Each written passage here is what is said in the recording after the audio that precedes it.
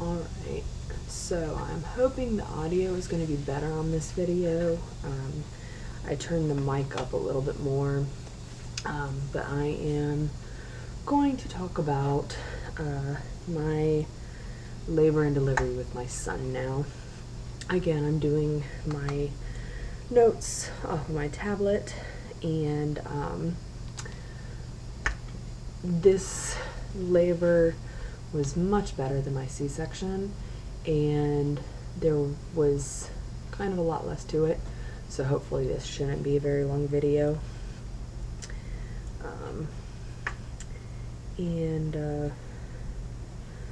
We'll get started here. So with my son, he was born on December 8th, 2005 via VBAC, which is vaginal birth after C-section. He was 8 pounds, 14 ounces, 23 3/4 inches long. So he was kind of a big baby.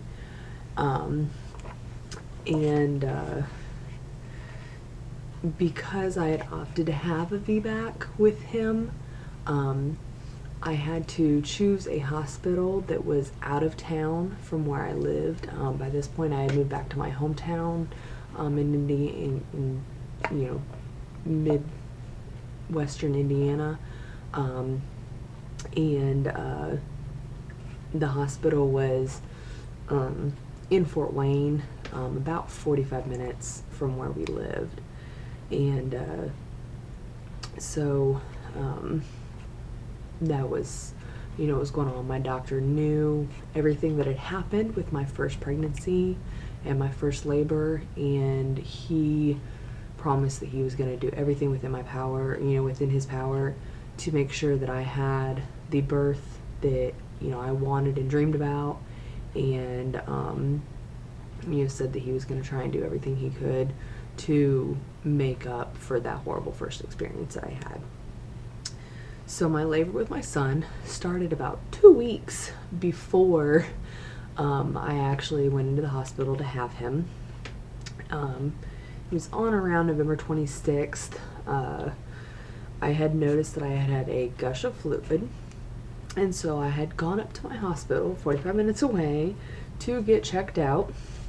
When I got there, they had, put me on the monitor, checked me, swabbed me, and all that stuff, only to confirm that I was not in labor, and that, they said that they thought that, part of my plug may have actually thinned, and I had, lost that. So I was sent home. Then on December 7th, I had been doing some cleaning around my apartment, and, just kind of doing some nesting and whatever, trying to make time for baby to get there, and gone through all his clothes again, resorted everything out, and I was just trying to bide my time. I had been working up to this point. I was managing at like a small privately owned fast food type joint. It was a kind of a Euro joint that I was working at, and up to the point where I was overdue, I had been working, and then my boss, the owner of the place, he was like, "You just need to go home and have a baby." He was like, "I don't want you having a baby here, so you need to go home." So he had taken me off work for, I had probably been maybe 4 or 5 days off of work, so I was absolutely going stir crazy because I wasn't working and I had nothing to do. It was like watch TV, that was about it, because we didn't have internet in our house at that time, because this is 2005. Things like that were still, kind of pricier things. I hadn't even lived in the apartment that I was living in very long. I had only just been moved in there maybe a month or two. So I was still kind of getting settled in the place and stuff. But so I had been cleaning and doing all that, and then I decided to take a bath, like a hot bath, to help ease back pain.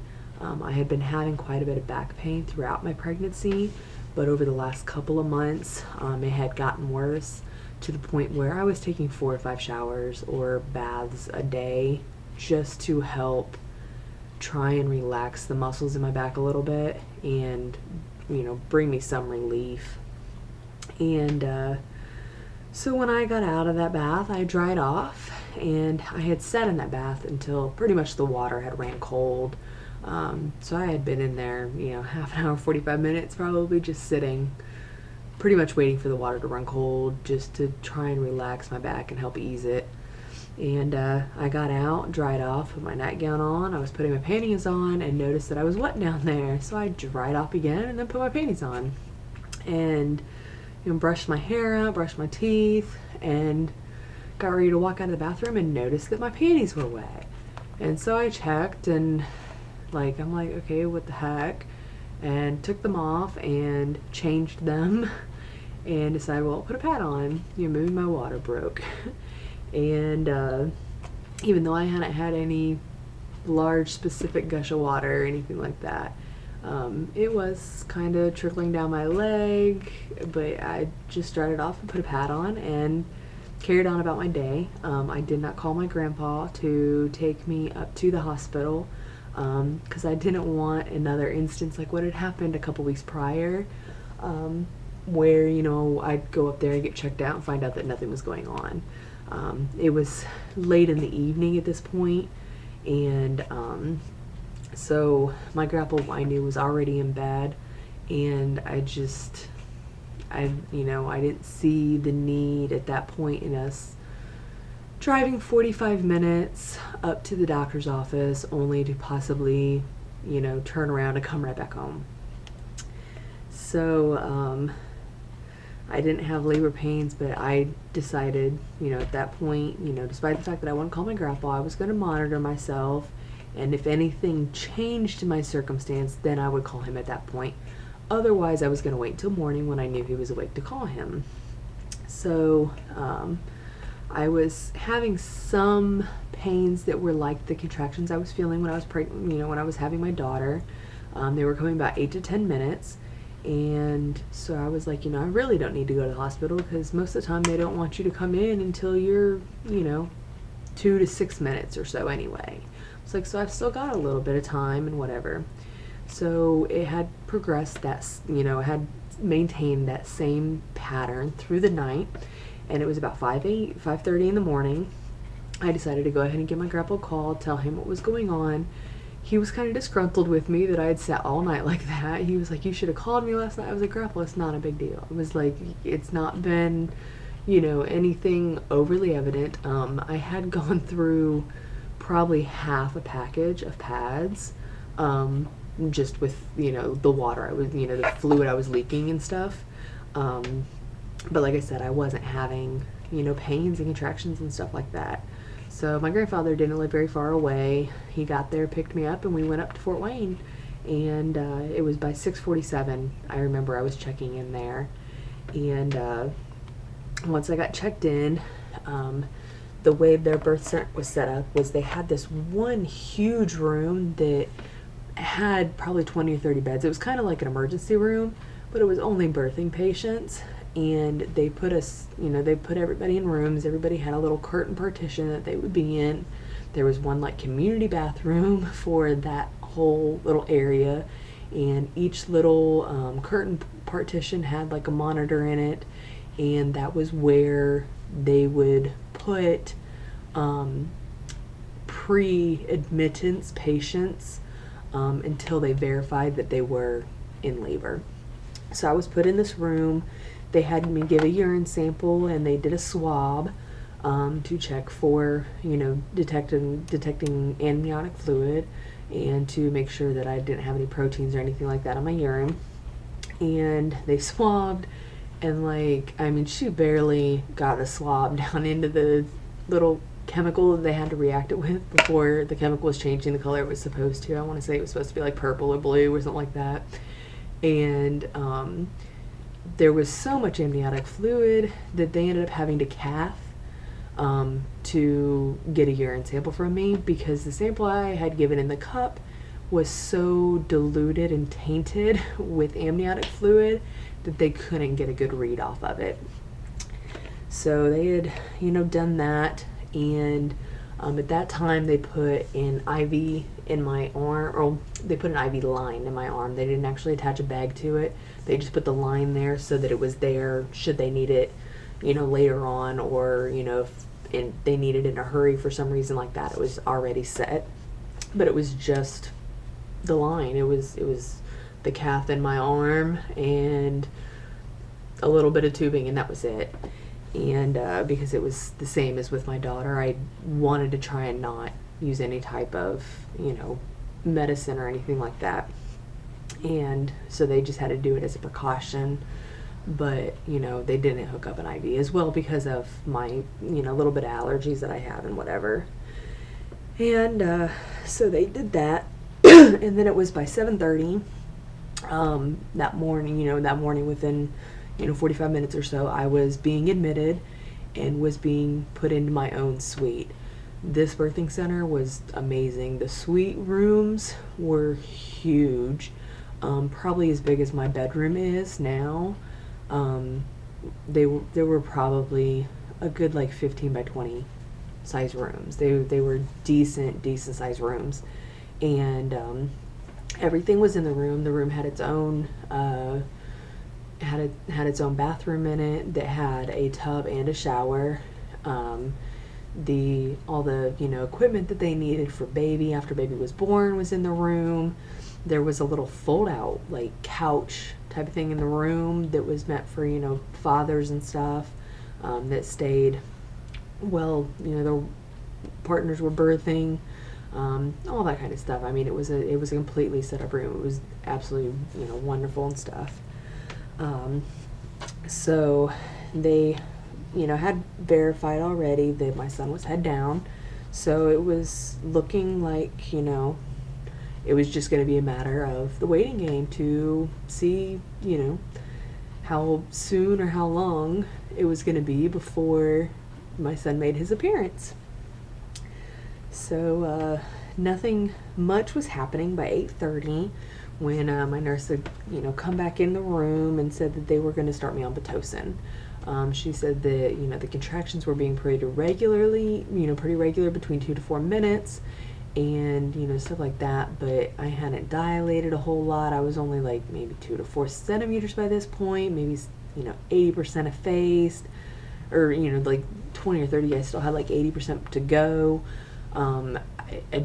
She said that she didn't feel like it was progressing enough. She said so that although I was having contractions, she said that they didn't appear to be very productive contractions, so putting me on the Pitocin was going to help make them more productive, hopefully. So at that time was when my IV tube actually got hooked up to a bag of Pitocin, and it was back to kind of waiting again. So then around 11:30 I was laying there and I was like, wow, I gotta pee. I started to reach across me to grab the call light when I heard a pop sound. It was almost the most sickening sound. It was just this loud pop, weird sound, and the bed was soaked. And so I immediately pressed that button, and right as I pressed it, my door opened and my nurse was walking in. So, I mean, she was already coming into the room before I was even calling her. And she came in to tell me that they had lost the baby on the monitor, and they were going to put the probe on the top of his head to maintain keeping him monitored and whatever and stuff. She said that he had just dropped low enough that the monitor couldn't pick him up anymore. So she took that, the baby heart belt off and, was going to do that. And then she was like, well, why did you call me? I said, well, actually, I needed to go pee. But then as I got ready to call to get that assistance, I said I heard a pop and the bed is soaked. So I was like, if you please pull the sheets and, blankets up from my feet and check under to make sure that there's no blood or anything, because I was terrified that the sound I heard was my uterus rupturing, since that is, the main risk with having a VBAC. And so she pulled up the sheets and she looked. She was like, nope, all clear. She was like, so let's get you, unhooked, you can go do that. Go to the bathroom. Once you're done going to the bathroom, then, we'll get the baby's monitor put on him and get you hooked back up to the contraction monitor. She said, I think we're going to up your Pitocin just a little bit more and, back to waiting. So I went potty, got back out. She had changed my sheets and everything, and I laid back down, and she had me get in position so that she could put the monitor on the baby's head. It's just like this little antenna type probe is what they put on. It wasn't attached to anything. It was literally just like this little antenna probe that sent a wireless signal that had like a little button on the end of it that they put some kind of a glue cement type compound on it, and it stuck to the top of his head at a soft spot. Nothing internally put into him or anything like that. And so she was putting that on, and as she was sticking it in, there was another audible pop and another gush of fluid. And she was like, oh my.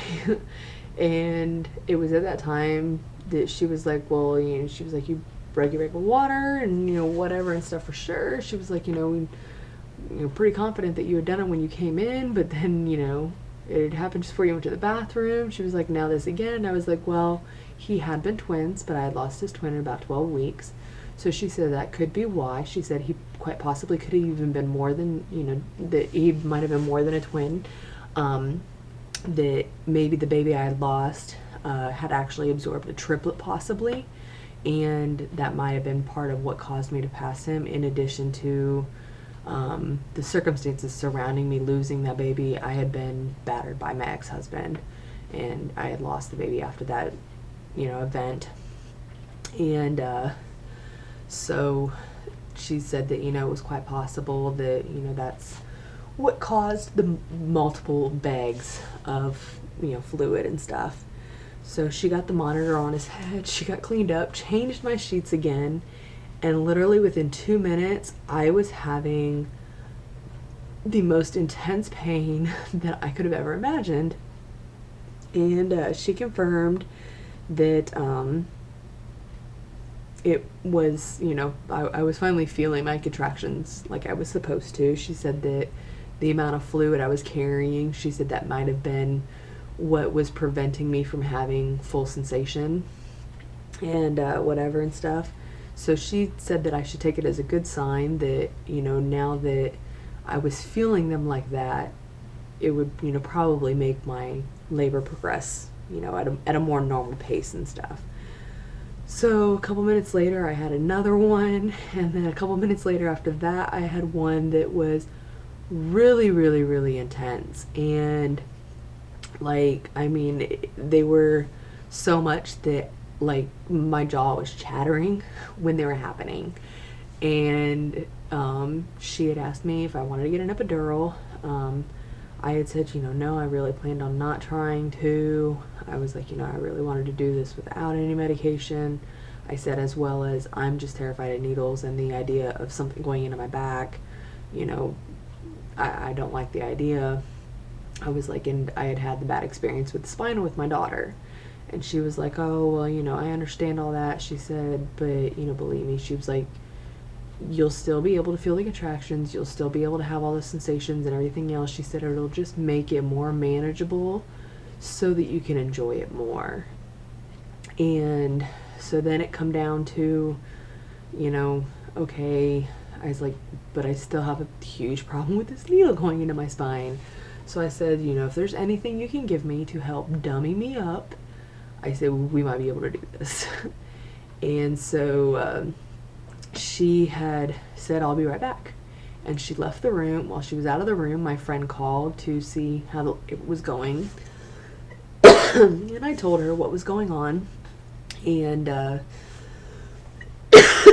excuse me. She said she would, she asked me, what's the nurse plan on giving you?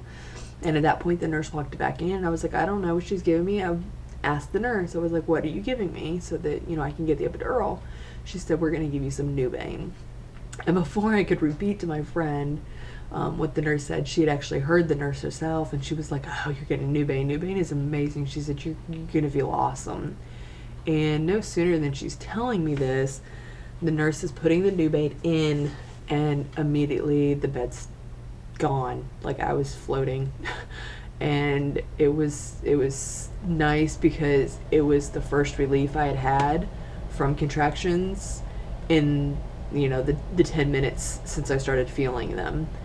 And just about 5 minutes after the Nubain was in, the anesthetologist came in so that he could give me my epidural. And he wheeled his little cart in with a blanket over the top of it so that I couldn't see the needles and the equipment and everything, and rolled it right on back behind me. I was already sitting on the bed with my, you know, legs hanging over, and, you know, the nurse was trying to keep me distracted, which wasn't completely necessary because I was on cloud 9. Nubain was amazing. And so he, you know, gets started, and he was like, "All right, we need to curl up a little bit more," and I did it. He put the epidural in, no problem, got it started, and it took my contractions back to what they were before my waters had broke. And but I was still feeling the little ones that I hadn't been feeling before, that were actually normal ones. I was feeling all of the contractions still. It made them manageable again. And so it was, you know, not that bad.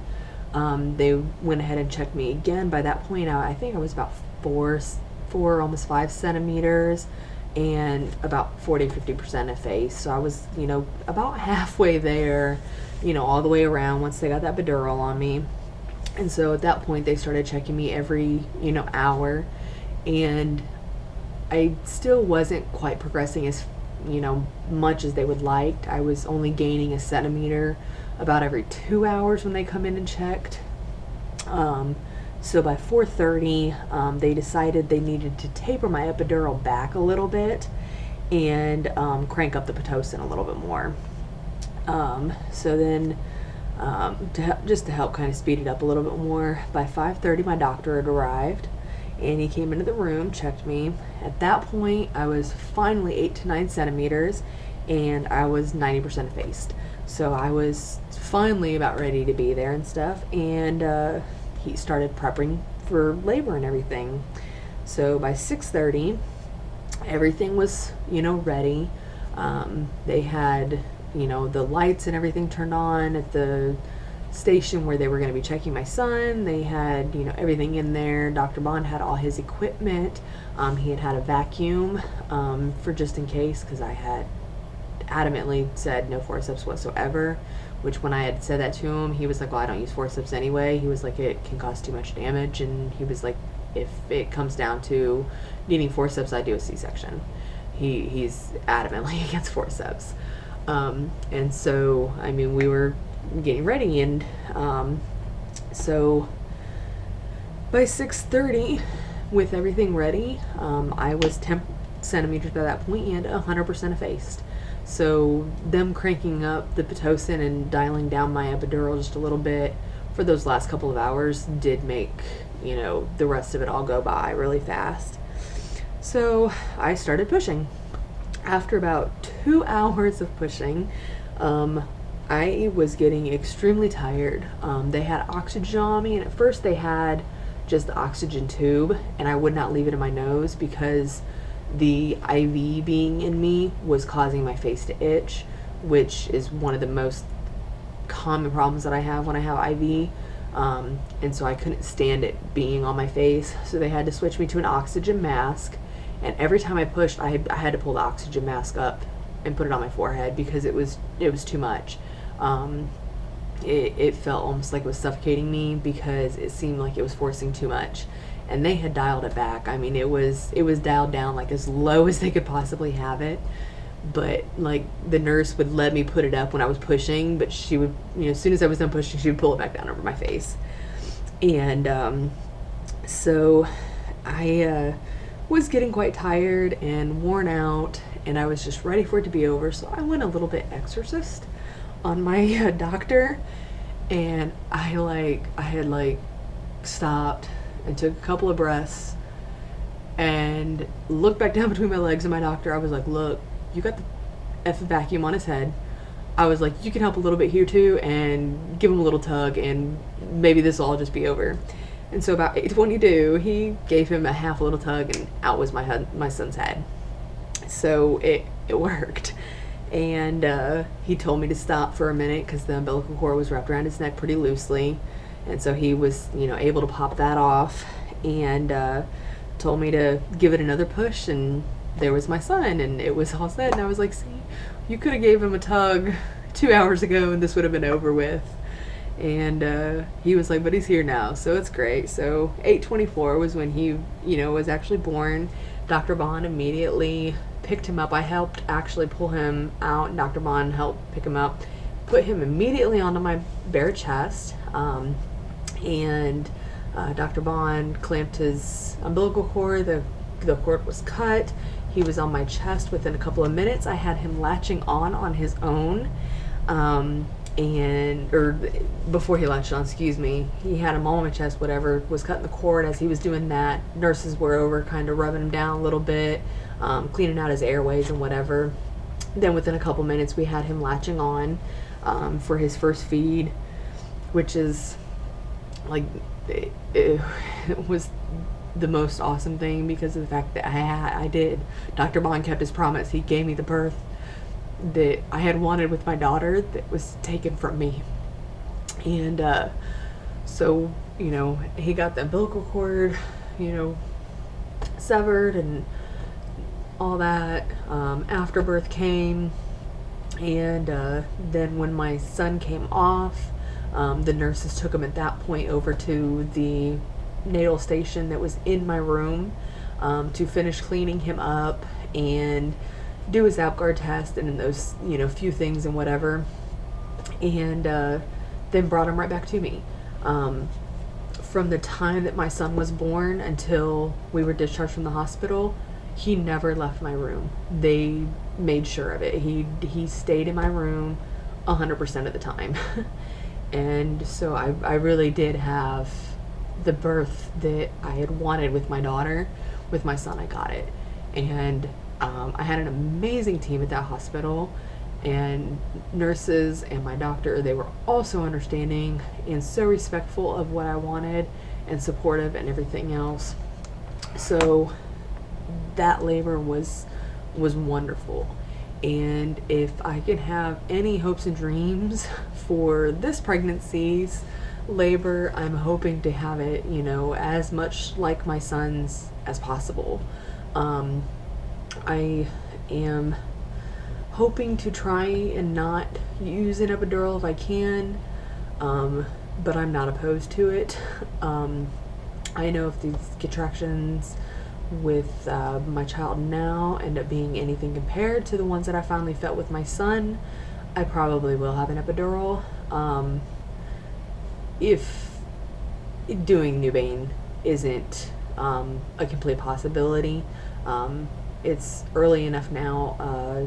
My doctor generally doesn't try to discuss birth plans. My doctor now doesn't try to discuss birth plans until like 34, 35 weeks. So at that point, I'll be able to, figure out exactly what's going to be going into my patient folder for my labor and how I want things to be and everything else. I have been to the labor and delivery at the hospital here where I'll be delivering, and it is very similar to the hospital that I delivered at back home in Indiana. So I'm hoping that will help keep as much of that same environment as possible. The only thing obviously is if I do end up having a C-section, but I'm hoping that even still I've got a better doctor and a better team of nurses and everything with him, that I'm still hoping that it won't be a repeat. Even if it's emergency, hopefully it won't be a repeat of how the C-section happened with my daughter. So that is my labor and delivery for my son, and now we're just waiting for about 9 more weeks, almost 10 more weeks, and this one will be here, and I'll have a whole nother birth and labor story. And I'm hoping that, like I said, I'm really praying that it's going to be as pleasant as my story was with my son. So thanks for watching, and I'll see you guys in a couple more days after my next OB appointment, when I'll do a regular pregnancy vlog.